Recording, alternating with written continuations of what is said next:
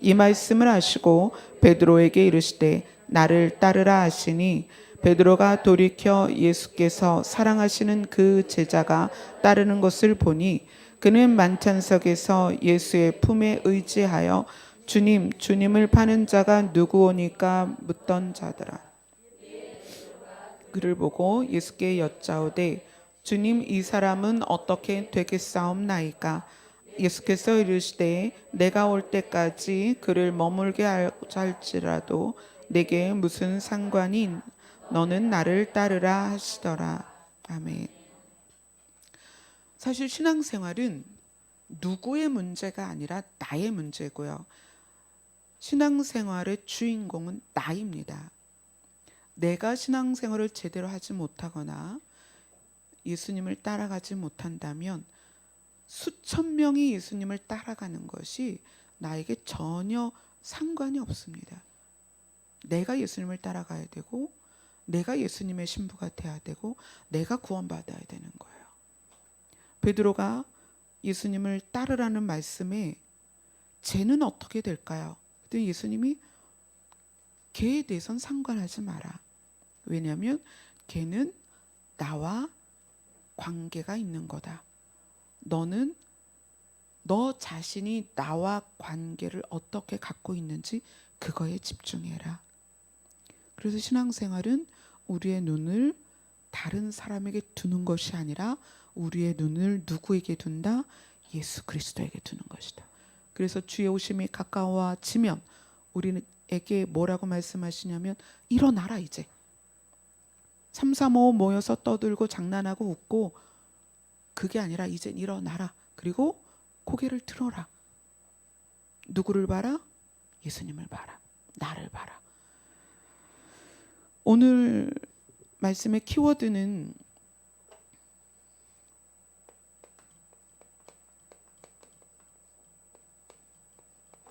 관계와, 굉장히 중요한 거예요. 관계와 방식, 이렇게 보겠습니다. 관계와 방식, 이것으로 오늘 말씀을 쭉 풀어가면서 신랑을 따라가는 신부의 걸음이 오늘이 마지막이 될 수도 있고 또 한 편이 더 나올 수도 있는데 한번 시작을 해보도록 하겠습니다. 여러분들이 궁금해하는 많은 부분들을 오늘 나누게 될 것입니다. 구원이 무엇일까요? 여러분, 구원이라는 것을 어떻게 여러분 스스로 남들에게 구원은 무엇이다라고 규정할 수 있을까요? 스스로 한번 생각해 보세요. 만약에 옆 사람에게 구원이 무엇이다라고 설명을 해야 된다면 여러분은 어떻게 설명을 하실까요? 이제 제가 그거를 이제 도와드리려고 합니다. 구원이란 사람이 나라는 존재로 살다가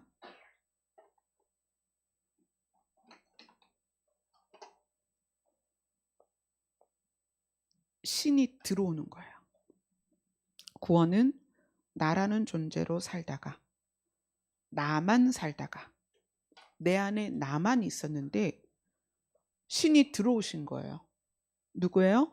예수님이시죠. 예수님이 우리 안에 들어오신 거예요. 이게 구원입니다. 그러면 최종적인 구원은 뭐냐?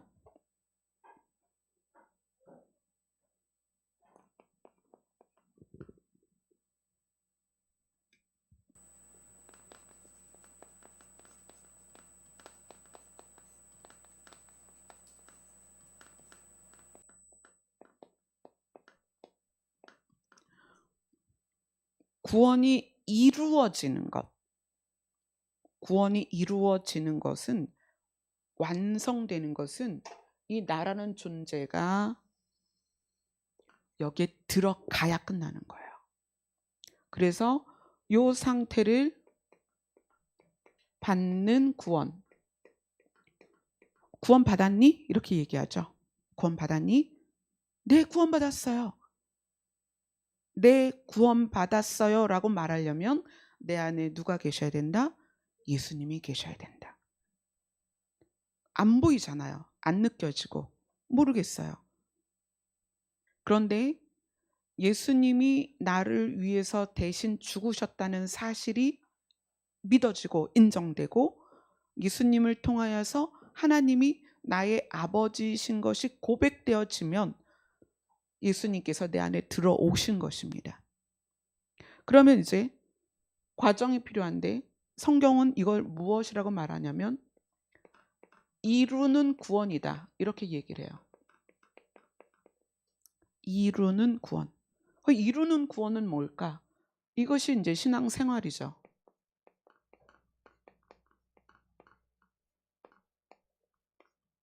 이루는 구원은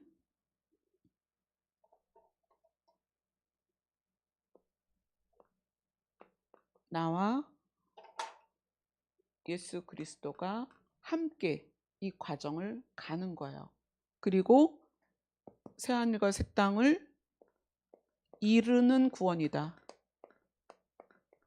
구원이 마지막에 도착해야 될 곳으로 이르렀을 때 이르는 구원이다 라고 말을 할 수 있습니다. 자, 그러면 반대의 개념은 뭐냐면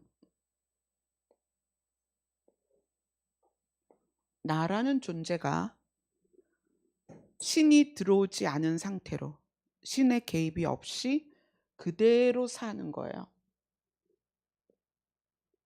근데 나라는 인간 존재가 신의 개입이 없이 신이 들어오시지 않은 상태에서 쭉 살면 최종적으로 어디에 도착하느냐?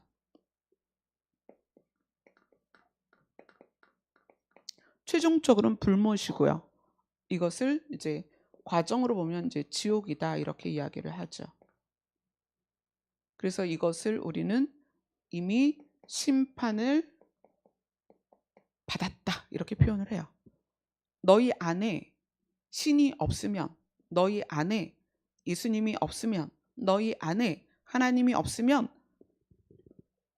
결론은 그대로 이거예요. 여기에서 이 삶을 사는 과정에서 뭐 하버드를 나오든 아니면 뭐 수백억 재산이 있든 상관이 없습니다.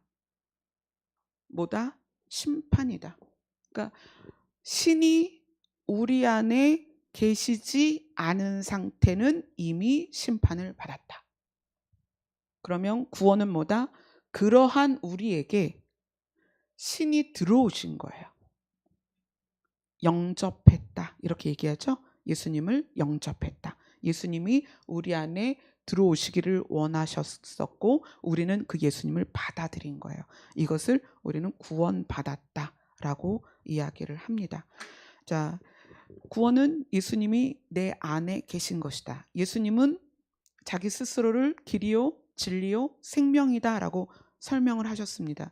예수님 안에는 결코 죽을 수 없는 영원한 생명이 들어있어요. 예수님은 그것을 하나님이 주셨다라고 말씀하세요. 왜냐하면 예수님이 십자가에서 죽으셨는데 하나님이 살려주셨고 하나님이 살리실 때는 다시는 죽지 않는 생명으로 살리셨기 때문에 그 예수님이 우리 안에 계시면 우리는 다시는 죽지 않는다. 그리고 예수님이 길이라고 말씀하신 것은 예수님이 들어오셔서 우리를 어디까지 인도해요? 천국까지 도착하도록 인도하시기 때문에 본인을 길이다라고 말씀하신 거예요. 그 예수님이 왜 자기 자신을 진리라고 했을까요? 우리가 살 수 있는 방법은 예수님 뿐이라는 것이 진리예요. 이 세상의 모든 이론은 바뀔 수 있고 오류가 있을 수 있고 퇴색될 수도 있습니다. 그러나 어떤 것이 절대 바뀔 수 없느냐? 예수 그리스도를 내 안에 모시면 예수 그리스도 안에 있는 생명이 나에게 있어서 절대 죽지 않고 구원받는다. 이것이 불변의 진리인 거예요. 그래서 예수님이 내가 곧 길이요 진리요 생명이다. 이렇게 말씀을 하시는 거예요. 그럼 믿음은 뭘까요? 자, 구원은 내 안에 예수님이 들어오시는 것입니다. 그래서 내 안에 영원한 생명이 들어온 것이 구원이다. 그럼 믿음은 뭘까요? 믿음은 오늘의 키워드예요. 자, 믿음은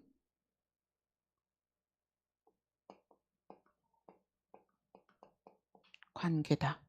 자, 구원은 신이 우리 안에 들어온 거고, 믿음은 들어온 예수님과 함께 내가 사귀어 가는 거예요. 그래서 그것을 믿음 생활이다 이렇게 얘기하죠. 신앙 생활이다. 그래서 성경에 보면 베드로가 어떤 시험을 만날 때마다 예수님이 뭐라고 말씀하시냐면 믿음이 작은 자요. 왜 의심하였느냐 이렇게 말씀하시죠. 믿음이 작은 자요. 왜 의심하였느냐. 또 예수님을 찾아온 여인에게 그렇게 말씀하세요. 이보다 큰 믿음을 내가 본 적이 없다. 이렇게 말씀하세요. 그럼 작은 믿음, 큰 믿음은 뭐냐? 그것을 관계로 설명을 하면 작은 믿음은 예수님에 대하여 아직 신뢰가 부족한 거예요. 예수님과 사귐이 부족한 거예요. 큰 믿음은 뭐냐면 예수님을 향한 신뢰가 크고 예수님과 깊이 사귀어 가는 상태. 그래서 많이 예수님과 친해진 상태, 친밀한 상태. 그럴 때 그것을 우리는 큰 믿음이다. 이렇게 이야기를 할 수가 있습니다. 예수님과 나와의 관계. 우리는 오늘 설교 제목처럼 신랑을 따라가는 신부의 걸음 이렇게 우리의 관계, 예수님과의 관계를 규정을 했어요. 예수님은 신랑이다, 우리는 신부다. 신랑과 신부에 대해서 한번 얘기를 해볼까요? 어제 제가 결혼식장을 다녀왔습니다. 우리 교회에서 여러분이 다녀오셨고 신랑 신부를 만나서 축하를 해드렸어요. 너무 예쁜 신랑과 신부였습니다. 신랑과 신부의 관계가 형성되는 첫 번째 조건은 여러분 뭐인 것 같아요? 신랑과 신부가 형성되는 첫 번째 조건. 돼본 적이 없으세요? 신랑과 신부가 돼본 적이 없으세요? 신랑과 신부가 돼보신 조윤성 성도님. 네? 응?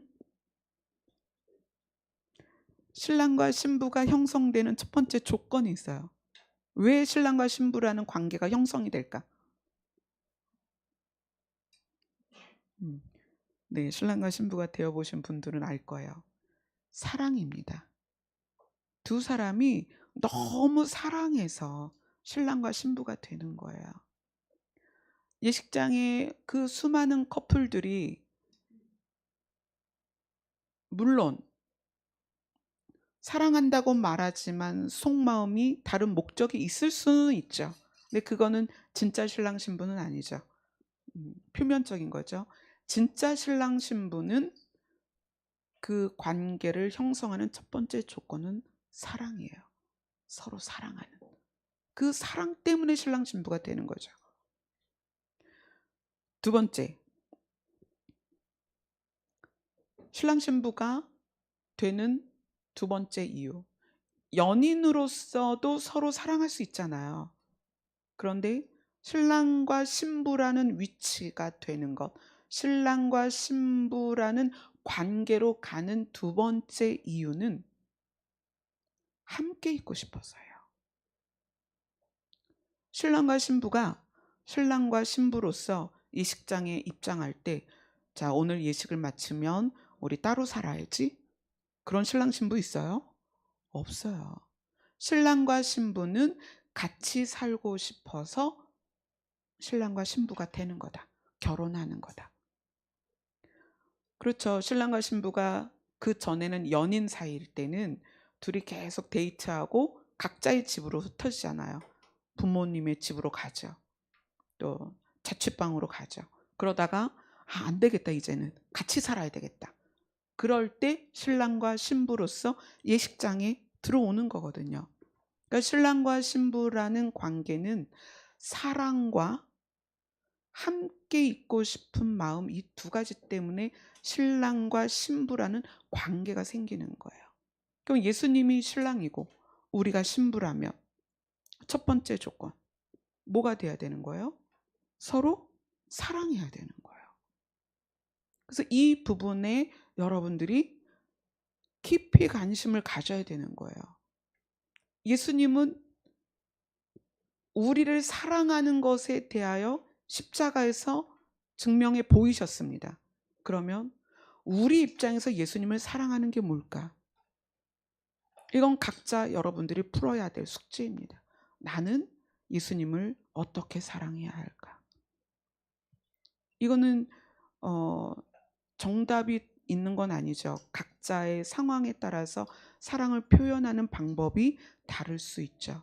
그 다음에 두 번째, 예수님이 신랑이고 우리가 신부인데 신랑과 신부의 관계를 형성하는 두 번째 이유가 함께 있는 것이다. 그러면 우리는 지금도 함께 있어야 하고, 신랑과 신부니까 지금도 함께 있어야 되고 앞으로도 함께 있어야 되고 최종적으로도 함께 있어야 되는 거예요. 예수님은 그걸 완성하시려고 새하늘과 새 땅에 우리가 있어야 할 거처를 마련하시고 이제 우리를 데리러 오실 것입니다.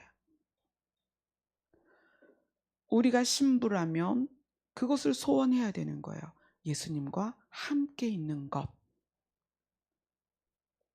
교회를 다니지만 예수님이 오시는 것에 대한 기대와 소망이 없다면 이건 신부가 아닌 거예요. 신부는 어느 날을 기다릴까요? 결혼 예식날을 기다리는 거예요. 그리고 함께 사는 거를 얼마나 소망하겠어요. 교회를 다니는데 예수님이 오시는 것과 새하늘과 새 땅에서 예수님과 함께 사는 것에 대한 인식이 없다면 신부로서의 자격이 없는 거예요. 이거는 신앙생활을 이제 다시 시작을 해야 된다는 거죠. 자, 믿음은 예수님과 나와의 관계가 형성되는 게 믿음이에요. 그래서 믿음이 좋다는 건 나와 예수님이 더 많이 알았다는 거예요. 자, 맞선을 본다고 생각해 봅시다.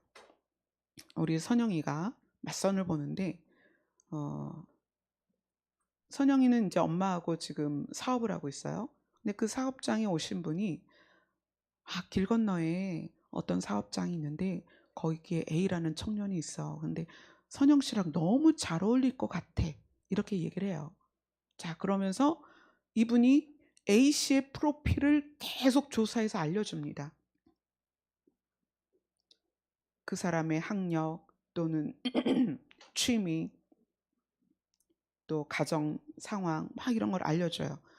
그거를 한 1년쯤 알려줘요. 그럼 선영이가 A 씨하고 친해질 수 있나요?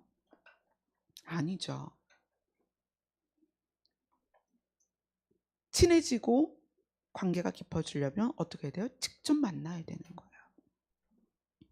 신앙생활은 물론 성경을 보지 말라는 게 아니라 성경만 달달달달 읽는다고 되는 게 아니에요. 성경을 많이 외운다고 되는 게 아니라는 거예요.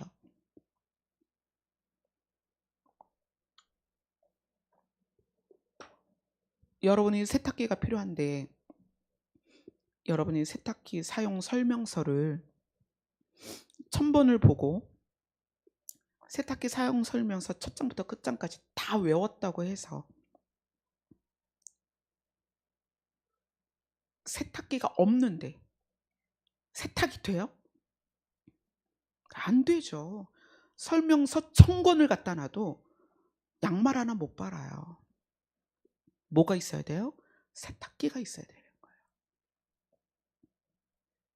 우리가 성경 공부를 수천 권을 하고 수백 가지 세미나를 다녀도 그것이 예수님을 알게 하는 게 아니에요. 예수님은 내 안에 이미 와 계세요. 그분과 교제를 해야 되는 거예요. 이게 좀 막연하죠. 보이지도 않고 들리지도 않는데 어떻게 교제를 하라는 거냐. 그래서 이제 그런 부분을 저하고 여러분하고 나누는 것입니다. 어, 신앙생활이라는 것, 성도의 삶, 신앙생활은 어떻게 드러날까? 여러분은 신앙생활이 어떻게 드러난다고 생각하세요? 우리는 떠오르는 이미지가 있죠. 성경책을 옆에 딱 끼고, 그것도 주일날 한 11시 근접해서 바삐 뛰어가면 저 사람은 교회 다닌다. 그죠? 우리 택시 운전하시는 집사님이 한 분 계세요. 그 시간대쯤 아주 바쁘게 서류 가방 같은 걸 들고 택시에 올라타서 급하게 어디 가자고 하시는 분들은 열의 9은 어느 교회 장로님이신 거예요. 우린 그런 걸 통해서 친구들이 야 우리 이번 일요일 날 어디 놀러 가자 그랬을 때 안 돼, 나 교회 가야 돼. 그러면 이제 신앙생활 하는 걸로 구분이 되죠. 그런데 관계와 방식이라는 키워드로 신앙생활을 보면 신앙생활은 그걸로는 알 수 없다. 그러면 신앙생활은 어떻게 알 수 있는가? 내가 삶에서 살아가는 동안에 나에게서 예수님이 드러나야 신앙생활이 증명이 되는 거예요. 신앙생활은 교회를 다니는 것으로 증명하는 것이 아니라 나를 통해서 신랑이 드러나야 돼요. 자, 제가 신부입니다. A라는 사람의 신부예요.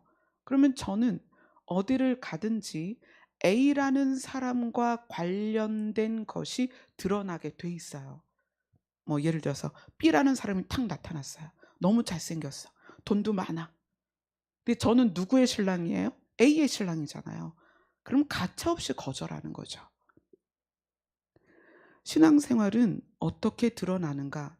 예수님만 우리에게서 그 관계가 드러나고 예수님의 모습이 드러나고 예수님의 향기가 드러나야 신앙생활이다. 다시 말하면 우리의 삶에 예수님의 방식이 적용돼서 우리의 삶에 예수님의 방식이 드러나야 된다. 그것이 신앙생활이다.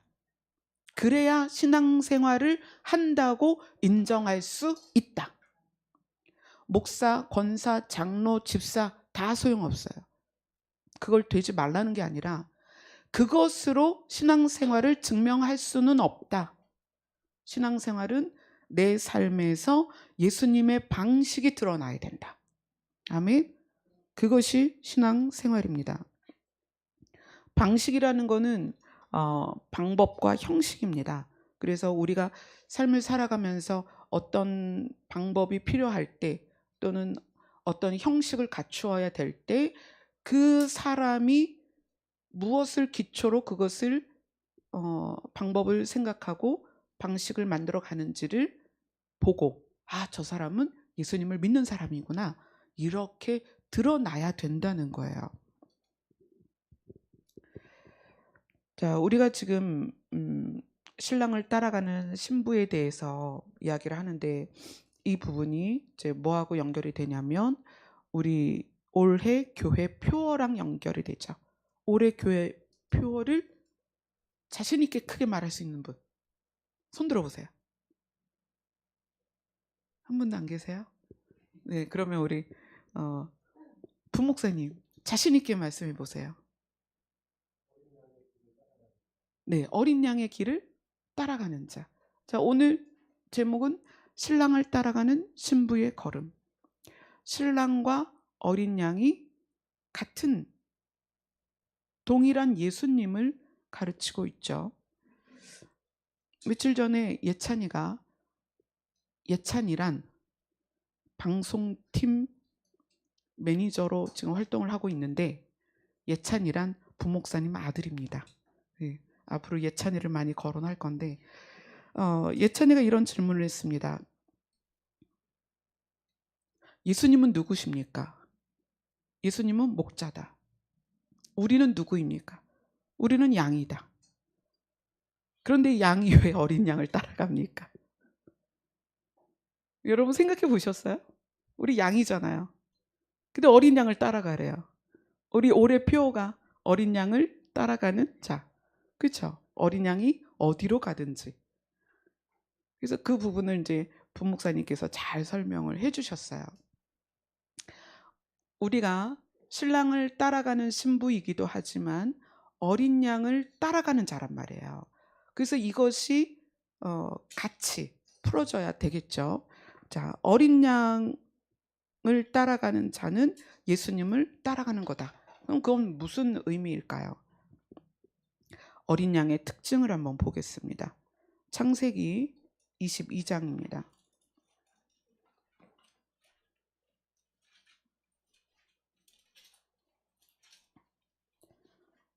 어린 양이 어떤 특징을 가지고 있을까요? 창세기 22장 7절부터 13절입니다. 같이 읽겠습니다. 시작. 이삭이 그 아버지 아브라함에게 말하여 이르되 내 아버지여 하니 그가 이르되 내 아들아 내가 여기 있노라. 이삭이 이르되 불과 나무는 있거니와 번제할 어린 양은 어디 있나이까. 아브라함이 이르되 내 아들아 번제할 어린 양은 하나님이 자기를 위하여 친히 준비하시리라 하고 두 사람이 함께 나아가서 하나님이 그에게 일러주신 곳에 이른지라. 이에 아브라함이 그곳에 제단을 쌓고 나무를 벌려놓고 그의 아들 이삭을 결박하여 제단 나무 위에 놓고 손을 내밀어 칼을 잡고 그 아들을 잡으려 하니 여호와의 사자가 하늘에서부터 그를 불러 이르시되 아브라함아 아브라함아 하시는지라. 아브라함이 이르되 내가 여기 있나이다 하매 사자가 이르시되 그 아이에게 내 손을 대지 말라. 그에게 아무 일도 하지 말라. 내가 내 아들 내 독자까지도 내게 아끼지 아니하였으니 내가 이제야 내가 하나님을 경외하는 줄 아르노라. 아브라함이 눈을 들어 본즉 한 순양이 뒤에 있는데 뿔이 수풀에 걸려 있는지라. 아브라함이 가서 그 순양을 가져다가 아들을 대신하여 번제로 드렸더라. 아멘. 어린 양의 특징이 뭐냐면 이날 죽어야 되는 대상이 누구냐면 이삭이었어요. 하나님은 아브라함에게 네 아들을 모리아 산에 가서 제물로 바쳐라 그랬거든요. 그러니까 이날의 주인공은 이삭입니다. 이삭이 죽어야 되는 거예요. 그 이삭이 자기를 태울 나무를 자기가 치고 아버지를 따라 모리아 산에 갑니다. 그 이삭이 아버지께 여쭙는 거예요. 아버지, 나무도 있고 이걸 태울 불도 있는데 양이 안 보여요. 번제로 드릴 양이 어디 있나요? 그랬더니 아브라함이 이렇게 얘기하죠. 하나님이 준비하실 거야. 그리고 속으로는 그랬겠죠. 사실은 네가 준비된 번제물이야. 속으로 그렇게 했겠죠. 그리고 나서 아브라함은 가차없이 자기 아들을 묶어서 번제단에 올리고 찌르려고 합니다. 진심이었다는 거예요. 근데 하나님의 사자가 나타나서 손을 대지 마라. 하나님께서 너의 믿음을 보았고 양을 준비해 주셨다. 그리고 순양을 발견하게 하십니다.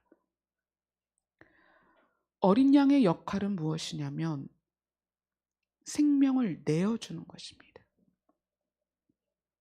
자기 대신 다른 사람을 살리는 거예요. 그것이 어린 양의 역할입니다. 예수님이 그 역할을 하신 거예요. 피 한 방울 섞이지 않은 이방인인 우리까지 예수님은 살리셨습니다. 그것이 예수님의 역할이었어요. 어린 양의 특징은 생명을 살린다. 또 어린 양의 특징이 뭐가 있을까요? 지금 읽은 창세기 22장 14절입니다. 같이 읽습니다. 시작. 아브라함이 그 땅 이름을 여호와 이리라 하였으므로 오늘날까지 사람들이 이르기를 여호와의 산에서 준비되리라 하더라. 여호와의 산에서 준비되리라 하더라. 하나님께서 친히 준비하셔서 그것을 우리에게 주셨고 그것이 우리의 생명을 대신했는데 하나님께서 준비하셨다는 거예요. 그리고 예수님은 거기에 순종되셨다는 거예요. 이 양은 자발적이 여기에서 말하는 이 순양은 자발적으로 와서 수풀에 자기가 걸린 게 아니에요. 누구에 의해서? 하나님에 의해서. 그 순양을 하나님이 몰아가셔서 수풀에 걸리게 하시고 거기에 있게 하신 거예요. 여호와의 산에서 준비가 되었더라. 누가 준비하셨다? 하나님이 준비하셨다. 자, 요한복음으로 갑니다. 요한복음 5장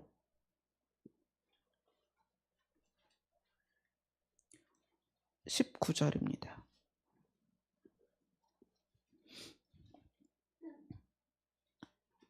요한복음 5장 19절 같이 읽겠습니다. 시작. 그러므로 예수께서 그들에게 이르시되 내가 진실로 진실로 너희에게 이르노니 아들이 아버지께서 하시는 일을 보지 않고는 아무것도 스스로 할 수 없나니 아버지께서 행하시는 그것을 아들도 그와 같이 행하느니라. 예수님 자신이 스스로 오신 게 아니라는 거예요. 순양이 스스로 와서 걸려서 거기서 그렇게 제물이 된 게 아니라 누가 준비하셨다? 하나님이 준비하셨다. 하나님이 하나님의 산에서 하나님이 준비하셨고 예수님 또한 하나님께서 준비하셔서 우리에게 보내셨다. 어린 양의 그것이 특징입니다. 완전한 순종. 그러니까 어린 양을 따라가는 성도는, 신랑을 따라가는 신부는 이렇게 보시면 돼요. 오늘의 키워드로 신랑을 따라가는 신부의 걸음은 관계 때문에 따라가는 거죠. 관계, 사랑하니까, 함께 있고 싶어서. 그러면 어린 양을 따라가는 우리는 방식인 거예요. 어린 양이 하는 방식을 우리가 그대로 삶에서 살아내는 것, 그것이 어린 양을 따라가는 것이다. 그러면 그것이 우리에게 적용됐을 때 어떻게 되는 거예요? 나로 인해서 누군가를 살리는 것, 그리고 하나님의 뜻에 완전히 순종하는 것. 이 두 가지가 어린 양을 따라가는 모습입니다.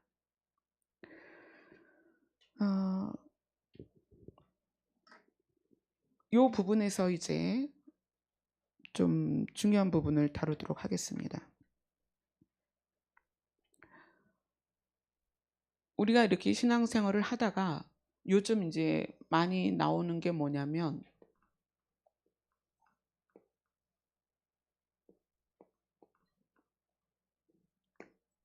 배도라는 말이 많이 나오죠. 타락. 배도와 타락은 좋은 자리에서, 옳은 자리에서 바뀌는 걸 말하는 거예요. 변질되는 거죠. 배도는 진리에 있다가 진리에서 떠나는 거고, 타락은 선한 자리에 있다가 악한 자리로 떨어지는 거죠. 이 배도와 타락은 여러분이 이 그림을 통해서 명확하게 인식하셨으면 좋겠어요. 배도와 타락은 뭐냐? 내 안에 예수님이 오셔서 신의 생명이 들어와서 구원을 받았는데, 배도와 타락은 뭐냐면 나는 그대로 있는데 뭐가 없어졌어요? 예수님이 없어진 거예요. 그게 배도고 그것이 타락입니다. 이 그림을 여러분 분명히 기억하셔야 돼요. 이제 부연 설명을 좀 더 드릴 건데, 배도와 타락은 나로 살다가 예수님이 들어오신 상태에서 예수님을 잃은 거예요. 자, 이 나는 이 나와 동일합니다. 그래서 요 나가 어떻게 되는 거예요? 이렇게 되는 거죠. 출발은 예수님이 내 안에 오셔서 받는 구원을 이루었고, 이루는 구원을 가다가 예수님을 잃어버린 상태는 무엇이다? 심판이다. 내 안에 예수님이 없으면 심판입니다. 뭐죠? 지옥이에요.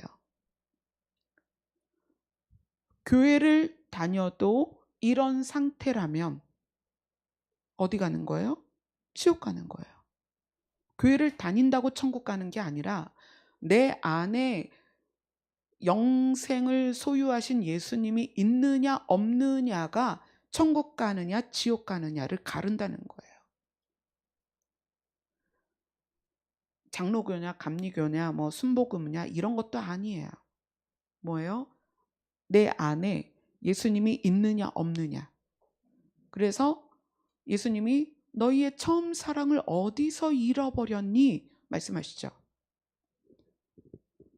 예수님과 관계가 형성이 돼서 서로 막 사랑하다가 예수님을 잃어버렸어요. 이 상태가 될 수 있다는 거예요. 우리는 충분히 누구나. 바울이 얘기하죠. 데마는 세상이 좋아서 가버렸어요. 데마가 바울과 동역하던 자였습니다. 우리는 우리 입장에서 구원을 통해서 내 안에 예수님이 계셨었는데 삶을 살다가 이렇게 될 수 있다는 거예요. 그렇죠? 신랑을 따라가는 신부의 걸음과 어린 양을 따라가는 자로서 살아가야 되는 이유는 우리 안에 얼마든지 이 예수님이 사라질 수 있다. 이렇게 되지 말아야 되잖아요. 예수님이 사라지면 안 되잖아요. 그래서 그거를 우리가 지금 계속 배워오고 있는 거예요. 자, 마태복음 16장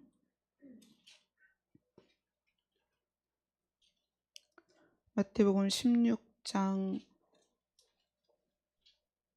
보겠습니다. 마태복음 16장 24절입니다.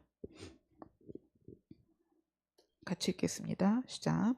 이에 예수께서 제자들에게 이르시되 누구든지 나를 따라오려거든 자기를 부인하고 자기 십자가를 지고 나를 따를 것이니라. 자, 예수님이 말씀하셨어요. 나를 따라오려거든. 자, 우리가 지금 몇 주째 이거 하고 있습니다. 신랑을 따라가는 신부의 걸음. 우리 교회는 지금 1년 내내 뭘 하고 있냐면 어린 양을 따라가는, 어린 양이 어디로 인도하든지 따라가는 자가 되자는 거예요. 근데 예수님이 지금 무슨 얘기를 하시냐면 나를 따라오려거든 누구든지, 우리는 한 명도 제외되지 않고 누구든지에 속해 있습니다. 우리 어린 재은이부터 해서, 그죠? 우리 권사님까지 누구든지에 들어 있습니다. 누구든지 나를 따라오려거든, 누구든지 신랑을 따라가려면, 누구든지 어린 양을 따라가려면 자기를 부인하고 자기 십자가를 지고 나를 따를 것이다. 그럼 자기를 부인한다는 게 뭘까요? 그래서 이 부분이 지금 굉장히 중요한 거예요. 자기를 부인한다는 게 뭐냐면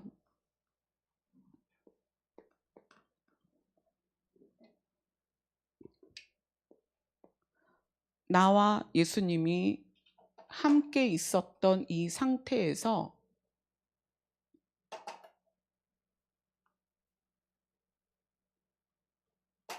어떻게 바뀌어야 되냐면 예수님만 있는 거예요. 이게 자기 부인입니다. 내가 없어졌죠? 예수님만 있는 거예요. 나로 살면 반드시 지옥 갑니다. 이게 우리의 속성입니다. 우리는 땅에 속했고 사망에 속했기 때문에 나로 살면 반드시 지옥 갑니다.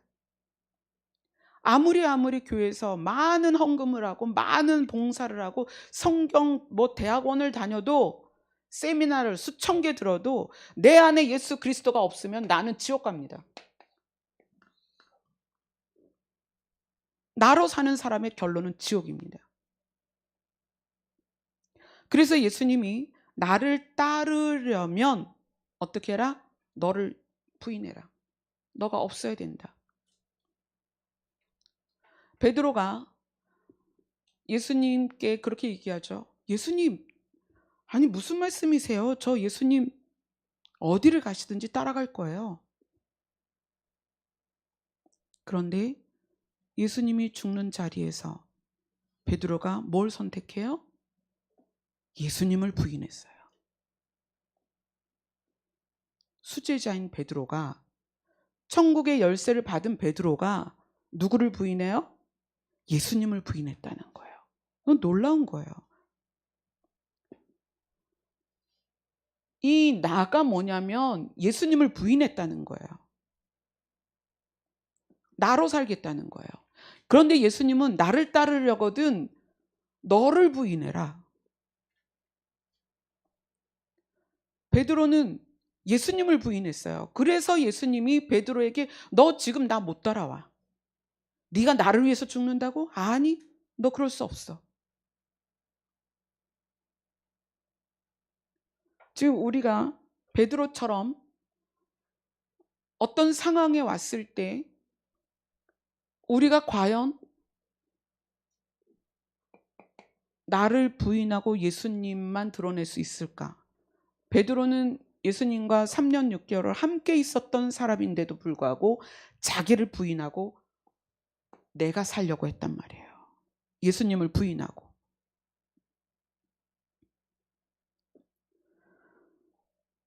갈라디아서 2장 20절로 갑니다.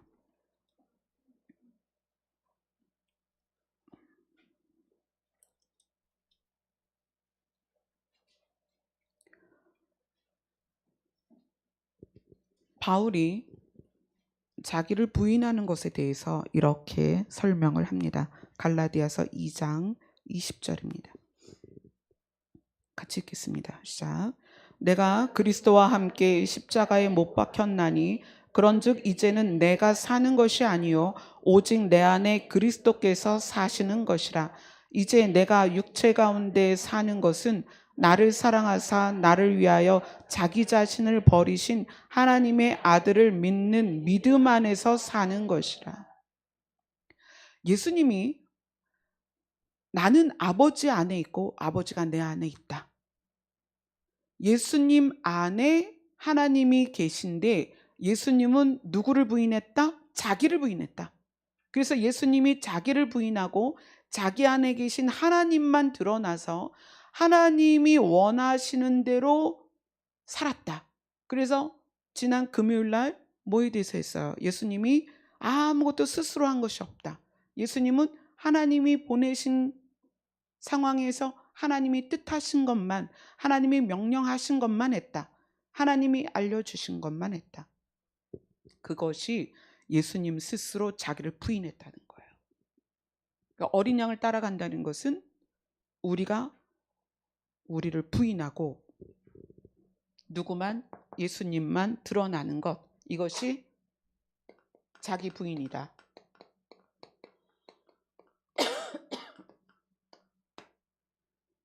그러면 신앙생활은 뭐냐면 이거는 이제 성숙과 거룩이라는 말로도 표현할 수 있는데 예수님을 알아가면서 친밀해지면서 그분과 사귀면서 이 사이즈가 달라지는 거예요. 처음에는 나가 더 크고 예수님은 요만해.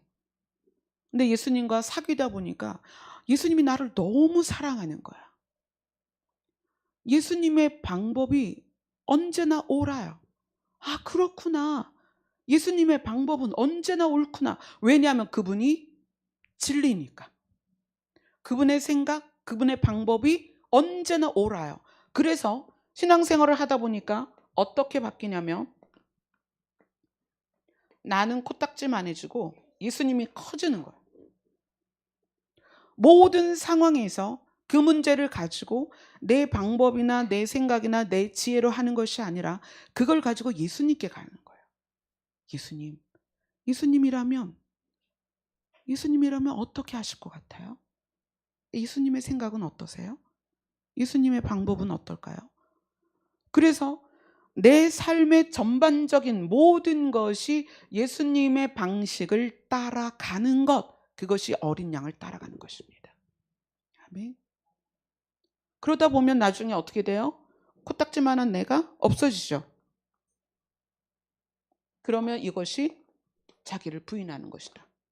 예수님이 나를 따라오려거든 자기를 부인하고, 그 다음에 이 안에 뭐만 있어요?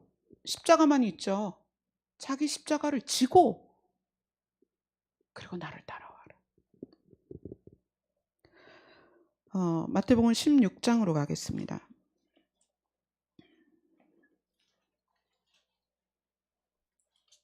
마태복음 16장 25절에서 27절,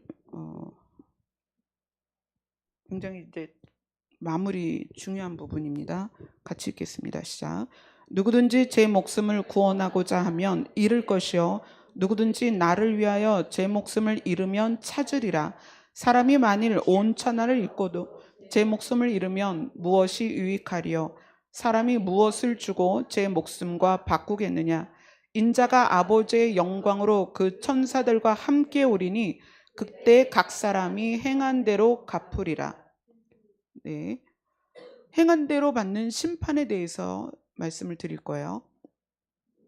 우리는 어떻게 살아야 되는가? 뭘 행해야 되는가? 나는 이렇게 살아서 구원받을까? 이래가지고 내가 들림 받을까? 막 고민하죠. 내가 어제도 술 마셨는데 예수님 오늘 오시면 나 구원받을까? 막 이런 고민하죠.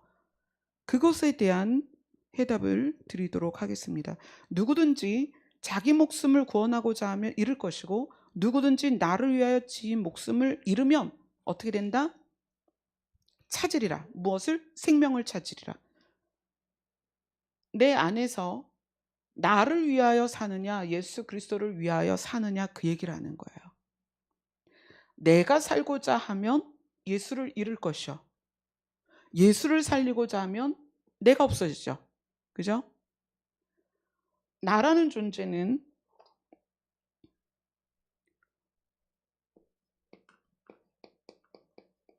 자존심, 이게 뭘까요? 나를 살리고자 하는 마음이에요. 그죠? 자존감. 우리가 자존감이 있어야 되지만 무엇을 기반으로 하는 자존감이냐면 내가 하나님의 자녀고 백성이다라는 자존감을 가져야 되는데 이 자존감은 나로 인해서 형성된 자존감이라면 이거는 나를 살리고 나를 세우는 거기 때문에 누가 내 안에서 사라지는 거예요? 예수님이 사라지는 거예요. 그러면 사람이 만일 온 천하를 얻고도 제 목숨을 잃으면, 목숨, 생명이란 말이에요. 예수 그리스도가 누구예요? 내가 곧 길이요 진리요 생명이니 우리의 목숨을 잃는다는 것은 예수 그리스도를 잃는 것입니다. 예수님이 생명이에요. 생명. 우리가 온 천하를 얻었는데 예수를 잃어버리면 무엇이 유익하리요? 그 가지고 있는 천하가 나를 살릴 수 있겠느냐는 거예요. 인자가 아버지의 영광으로 그 천사들과 함께 올 때에 그때 각 사람이 행한 대로 갚아줄 것이다. 자, 행한 대로 갚는다는 이것은 도덕적으로 윤리적으로 몇 점짜리냐가 아니란 말이에요. 뭐다? 나를 죽이고 예수 그리스도를 살리는 삶을 살았느냐는 거예요. 행한 대로 갚아주겠다는 것은 윤리적이고 도덕적인 기준으로 보는 게 아니라는 거예요.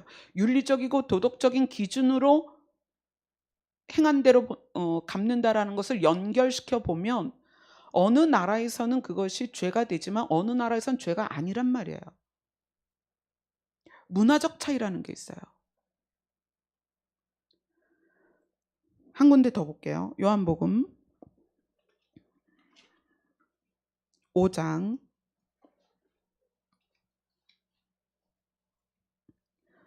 20절부터 29절입니다. 같이 읽겠습니다. 시작. 아버지께서 아들을 사랑하사 자기가 행하시는 것을 다 아들에게 보이시고 또 그보다 더 큰 일을 보이사 너희로 놀랍게 여기게 하시리라. 아버지께서 죽은 자들을 일으켜 살리심 같이 아들도 자기가 원하는 자들을 살리느니라. 여기까지요.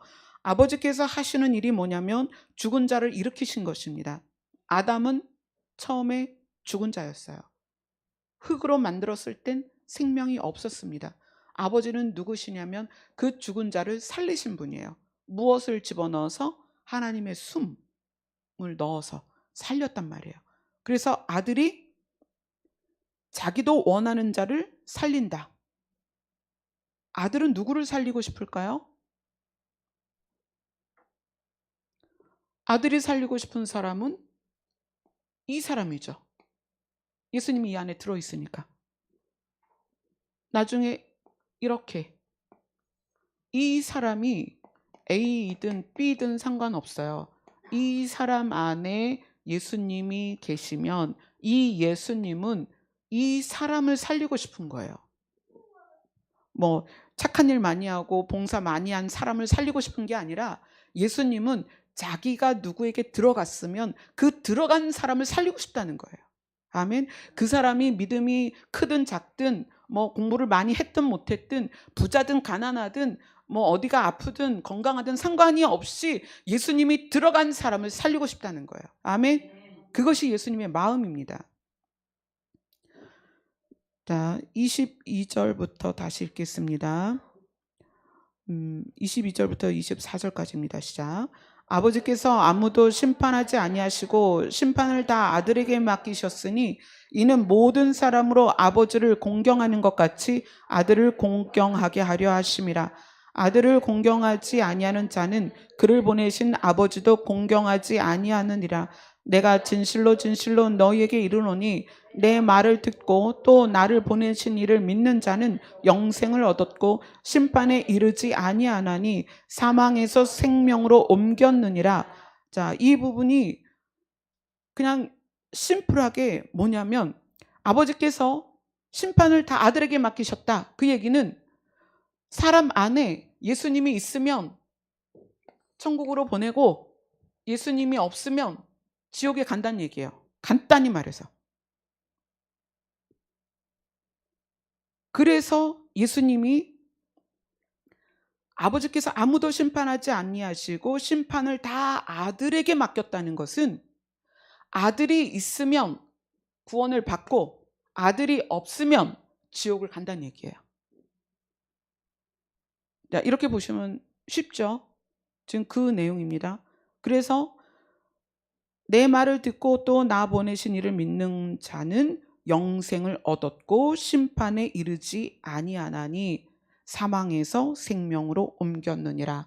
나로 살 때는 사망이지만 예수님이 내 안에 들어오셔서 어떻게 불못에서 새하늘과 새 땅으로 옮겨졌다. 영생으로 생명으로 옮겼다. 그런데 그것이 단 한 가지 이유다. 예수 그리스도가 그 안에 있느냐. 그래서 하나님이 심판을 아들에게 맡기셨다라고 표현을 하는 거예요. 자, 그 다음에 25절부터 29절까지 같이 읽습니다. 시작. 진실로 진실로 너희에게 이르노니 죽은 자들이 하나님의 아들의 음성을 들을 때가 오나니 곧 이때라. 듣는 자는 살아나리라. 아버지께서 자기 속에 생명이 있음같이 아들에게도 생명을 주어 그 속에 있게 하셨고 또 인자됨으로 말미암아 심판하는 권한을 주셨느니라. 이를 놀랍게 여기지 말라. 무덤 속에 있는 자가 다 그의 음성을 들을 때가 오나니 선한 일을 행한 자는 생명의 부활로, 악한 일을 행한 자는 심판의 부활로 나오리라. 하나님께 있는 생명이 예수 그리스도에게 주어졌고, 예수님이 그 생명을 가지고 하나님처럼 죽은 자를 살립니다. 우리는 이렇게 살던 자들입니다. 우리는 죽어 있었어요. 근데 예수님의 음성을 듣고 예수님을 영접해서 살아났습니다. 이 사람이 예수님이 이 땅에 오실 때 구원을 받는 거죠. 사망에서 영생으로 옮겨졌습니다. 그리고 이제 첫째 부활, 둘째 부활 해서 계시록에 나오는데 그 부분까지는 들어가지 말고, 행한 그 생명의 부활로, 선한 일을 행한 자는 생명의 부활로, 악한 일을 행한 자는 심판의 부활로 나온다. 이 부분을 가지고 행한 대로 받는 심판이 뭐냐는 거예요. 선한 일을 행한 자는 생명의 부활이다. 이것은 윤리적이고 도덕적으로 착한 일을 말하는 것이 아니라 예수님과 연합되기 위하여 노력했냐는 거예요. 예수님과 하나 되기 위하여. 예수님이 십자가에서 죽으셨을 때 강도 둘이 함께 매달렸습니다. 근데 한쪽 강도가 예수님과 연합하기 위하여 그렇게 고백합니다. 당신이 메시아인 줄 이제 알았습니다. 나를 기억하여 주옵소서. 그러니까 예수님이, 그래, 내가 낙원 갈 때 너도 나랑 같이 있게 될 거다. 두 강도의 공통점은 십자가에서 사형을 받을 만큼 극악한 강도였다는 거예요. 다른 점은 하나는 예수 그리스도와 연합되기를 원했고, 하나는 예수님을 저주했다는 거예요. 한 사람은 예수님을 인정했고 한 사람은 예수님을 부인했다는 거예요. 결론이 너무 다른 거죠. 한 사람은 낙원에 갔고 한 사람은 지옥에 갔어요. 제가 이런 질문을 받습니다. 목사님, 저는 아직 술을 못 끊었어요. 담배를 못 끊었어요. 저는 목사님처럼 하나님의 음성을 못 들어요. 저는 눈이 나빠서 성경을 많이 못 봐요. 저는 기억력이 나빠서 말씀을 잘 못 외워요. 근데 예수님 오시면 어떡해요? 저는 돈이 없어서 헌금도 못 해요. 근데 예수님 오시면 어떡해요? 저는 몸이 아파서 교회에서 봉사를 못 해요. 근데 예수님 오시면 어떡해요? 그 질문을 굉장히 많이 받습니다. 행한 대로 받는 심판이라는 것은 무엇을 말하느냐면, 내 안에 계신 예수 그리스도로 사는가 아니면 나로 사는가, 이 두 가지입니다. 선을 행하는 것과 악을 행한다는 것은, 선은 하나님과 연합하는 것이다. 악은 하나님과 분리되는 것이다. 죄는 하나님과 분리되는 것을 알면서 선택해서 행하는 것이다. 이렇게 알려드렸습니다. 그러면 선한 일을 행하는 것은 무엇이냐? 어찌하든 예수님과 연합되려고, 어찌하든 내가 예수님 뜻대로 살려고, 어찌하든 예수님의 방법대로 살려고 노력하는 걸 말하는 거예요. 악을 행하는 자는 심판의 부활로 나온다. 악한 일을 행한다는 건 뭐예요? 물론 이런 사람은 이미 심판이죠. 나로 살았으니까. 그런데 구원을 받았어요. 구원을 받아서 쭉 오다가 어느 순간에 예수 그리스도를 잃고 나를 위하여 사는 것, 이것이 뭐다? 악한 일을 행하는 자다. 나를 위하여 사는 것. 그러면 모양은, 여러분, 내 안에 예수님만 있는데 이 사람이 아직 바뀌지 않은 게 있을 수 있어요. 우리 기준에 볼 때. 근데 이렇게 사는데, 나로 사는데 이 사람이 경건해 보일 수도 있다는 거예요. 바리새인이나 사두개인이나 서기관이나 제사장들에게 뭐라고 얘기해요? 회칠한 무덤이다. 겉은 하얀데 속에 생명이 없다. 그렇게 얘기하는 거예요. 그리고 예수님이 죄인들을 향해서는 네가 구원을 받았느니라. 그렇게 말씀하시는 거예요.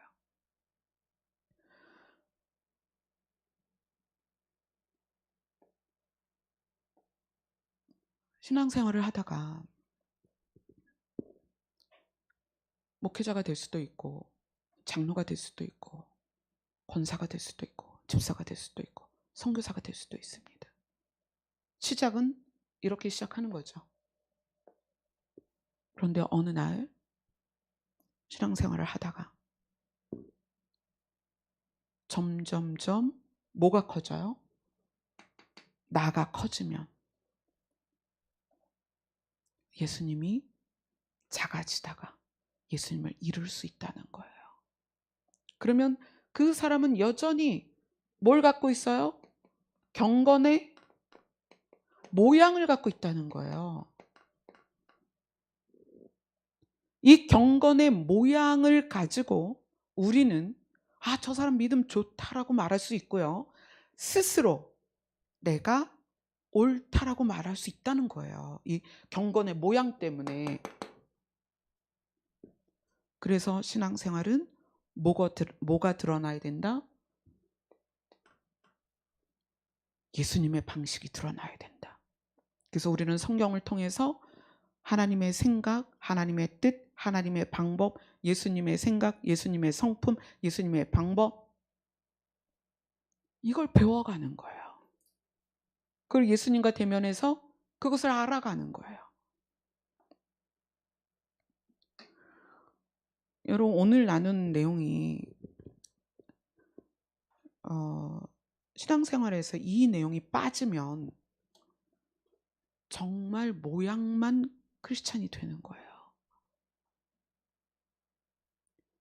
그런데 그럴 수 있다는 거예요.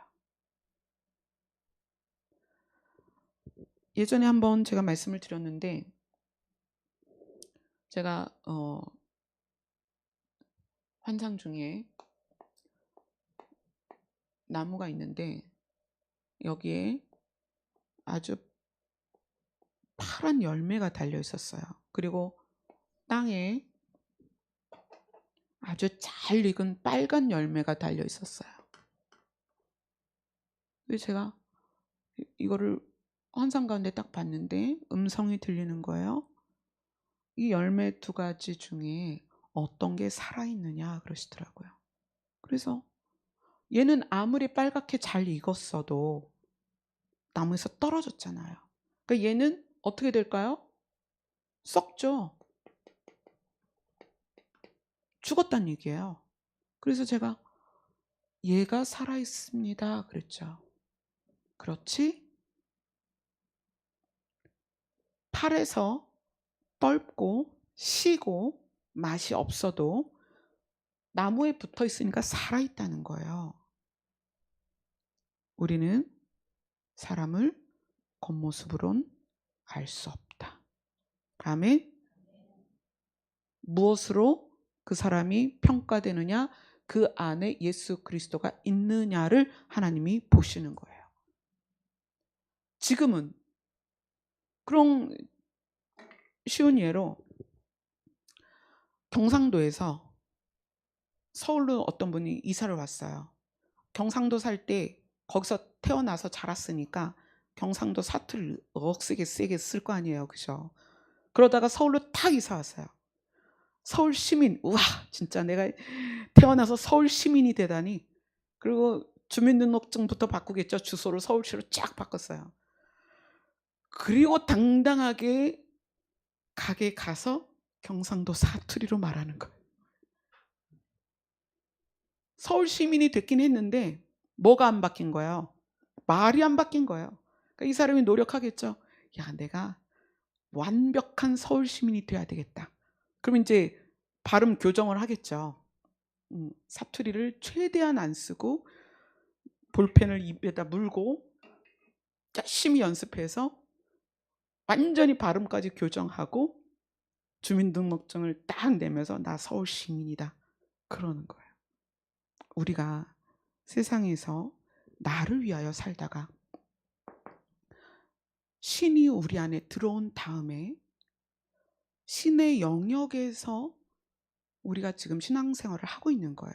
신을 알아가고 신을 닮아가는 거예요. 그런데 아직 우리 옛 모습이 남아 있어요. 신앙생활은 그 상태에서 점점점 예수님을 강화시키고 나를 약화시키는 거예요.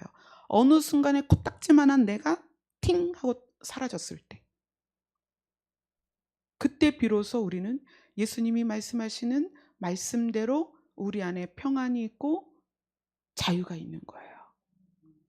그렇게 노력하며 가다가 어디 가는 거예요? 천국에 가는 거예요. 그게 우리의 신앙생활입니다. 그래서 우리가 공동체 안에서나 어떤 상황에서도 타인에 대하여 비판하거나 비난하지 말라는 거예요. 하나님은 그의 겉모습을 보는 게 아니라 그가 얼마나 추구하느냐, 하나님과 함께 있기를 얼마나 추구하느냐, 예수님과 함께 있기를 얼마나 추구하느냐, 그걸 본다는 거예요. 그렇게 추구하고 관계를 이어가면서 하나님의, 예수님의 방식을 따라가는 것이 우리의 신앙생활이고 어린 양을 따라가는 성도의 삶입니다. 아멘. 지금까지 쭉 신랑을 따라가는 신부의 걸음을 시리즈로 하면서 이 부분까지 왔어요. 이 그림은 여러분이 반드시 기억하세요. 그래서 만약에 성도 중에, 공동체 안에, 가족 안에 교회 다니는데 너무 거칠어, 그럼 이렇게 생각하세요. 예수님도 있고 나도 있는데 나가 조금 세구나. 그럼 어떻게 기도해야 돼요? 그 사람을 위해서 예수님이 강해지시기를, 아멘. 나는 코딱지만해지기를, 그렇게 중보하는 거예요. 야, 너 그렇게 믿어갖고 천국 가겠니? 너 예수님 곧 오실 텐데 너 틀림 받겠냐? 그러지 마세요. 그걸로 구원받는 것이 아닙니다. 아멘. 그래서 혹시 여러분들이 자기의 자아나 옛 모습 때문에 고민이신 분들, 그렇게 하시면 돼요. 날마다 예수님을 사귀세요. 만나세요. 예수님과 이야기하세요. 어떤 상황, 어떤 문제, 어떤 그런 것을 자꾸 내 속에 있는 나랑 이야기하지 마세요. 나랑 얘기하면 이 나라는 놈은 옛 생활에 익숙해 있어서 그걸 끄집어내요. 그래서 감정의 문제를 가지고 나랑 이야기하면 감정적으로 변하게 됩니다. 그래서 상처를 분노하게 되고, 또 타인의 어떤 상황에 대해서 내가 화를 내고 짜증내고 또 시기하고 질투하고, 나는 그렇죠. 나라는 존재는.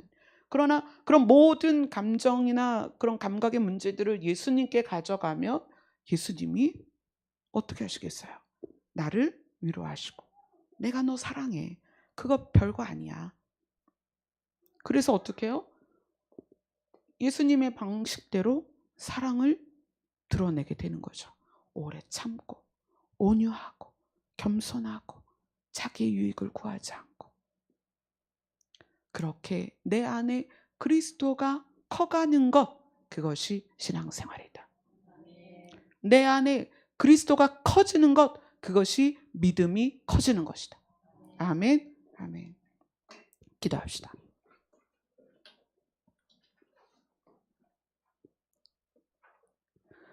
주님, 우리의 걸음이 아직은 연약합니다. 때로는 좌절하고, 때로는 낙심하고, 때로는 서운하고, 때로는 두렵습니다. 그러나 내 안에 그리스도가 다시는 죽지 않을 영원한 생명으로 우리 안에 계셔서 우리를 사랑으로 인도하고 계신 것을 우리가 바라봅니다. 날마다 주님을 따라갈 수 있도록 도와주시옵소서. 예수님 이름으로 기도드리옵나이다. 아멘.